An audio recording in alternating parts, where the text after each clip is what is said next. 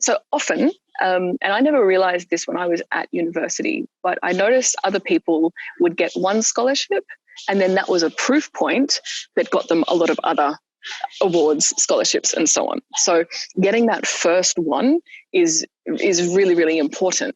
And I always thought, like, if you have a look at my LinkedIn, I was saying this yesterday to a friend, I've got 3 degrees. I've studied 2 other short courses. Like, I've done a lot of study, none of it recently, or, say within the past 5 years, because that was about the time that I started to not believe in the meritocracy anymore. Because at one point, I certainly believed if I just get enough skills, I'll rise to the top. When I realized it's actually 3 things that help you rise to the top. So skills is one of them, but it is also your network, and it is also your confidence. So for any person listening, I would say sort of map yourself in terms of, out of 10, how well are you performing in relationship to your peers in terms of skills, networks, and confidence? At one point, I had all the skills in the world, but very few networks. So I worked on that. I worked on that really hard, actually, and I'm an introvert by nature, so it's more challenging than usual. And my confidence has always been pretty good, I would say. But in terms of actually doing things, practicing things, getting experiences, that does tend to boost your confidence even more to be able to own your own expertise. So it's actually 3 things that will help you rise to the top. You can have all the skills in the world, but if you don't apply for awards, you don't get awards. It's as simple as that. So, a degree is not, they call it an award course, but it's something that you get for your skills. An award is what you get for your outputs, your experiences. So as soon as I started to do things, I started to apply for awards. So I wasn't nominated for the most influential woman award. I nominated myself because I wanted to win that award. And absolutely. You can't just sit back and wait for it to happen. It doesn't happen for anyone like that.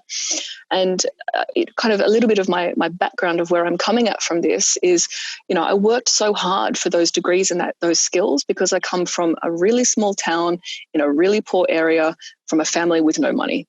So, I've always thought, like, if I'm going to get anywhere, I have got to be able to do this myself. And at first I thought it was just the education. Education is transformational, no question. But you also have to go and meet people, because some people have parents who are judges. Some people have parents who are entrepreneurs. I don't have that. I don't come from a community like that. So I had to build it around myself. And one of the easiest ways to create a network is to do something fantastic and build your own network out of that rather than trying to tap into somebody else's.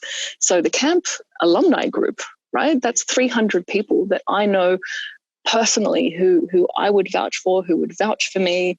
And, I created a network around myself rather than trying to hijack somebody else's. So number 1, apply for stuff. Absolutely. But before that, do your own thing. I sort of realized, I guess, a little bit earlier than some, that the game of life, it wasn't built for people like me to win, actually.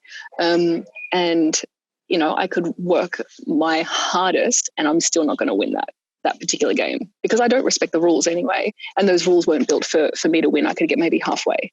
But if I create a game where everybody can win, including people like me, then you create your network, you create some success. And that has been way more rewarding.